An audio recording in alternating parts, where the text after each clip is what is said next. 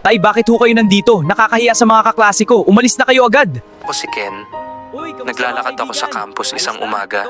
Tahimik, nag-iisa. Habang pinapanood ko ang ibang estudyante na masaya kasama ang kanilang mga kaibigan.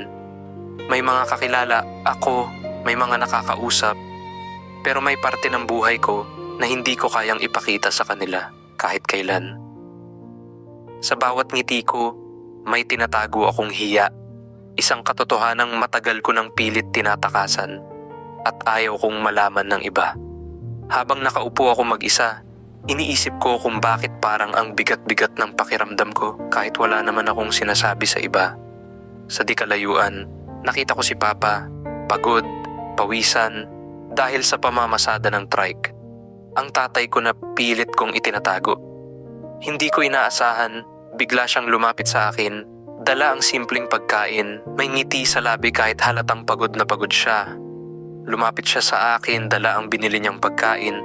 Parang proud siya, parang masaya siyang makita ako kahit hindi ko man siya pinapansin.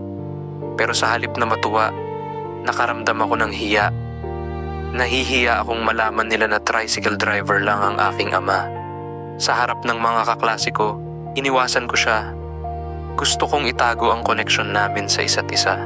At doon ko nasabi ang mga salitang hindi ko dapat sinabi, hindi ko kita kilala.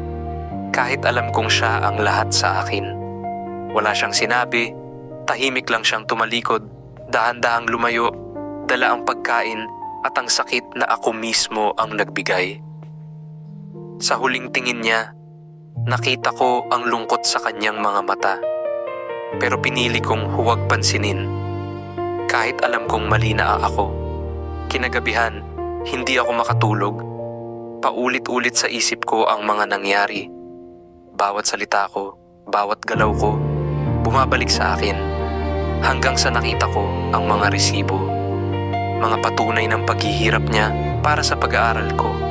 Mga bagay na hindi ko pinahalagahan noon. Doon ko na-realize na bawat piso na ginagastos ko, galing sa pawis, pagod, at sakripisyo ng taong itinanggi ko.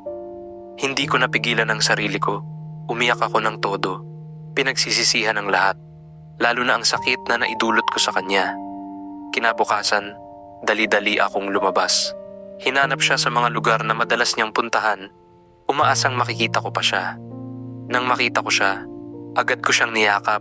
Mahigpit, umiiyak, humihingi ng tawad sa lahat ng pagkakamaling nagawa ko. Simula noon, hindi ko na siya ikinahiya.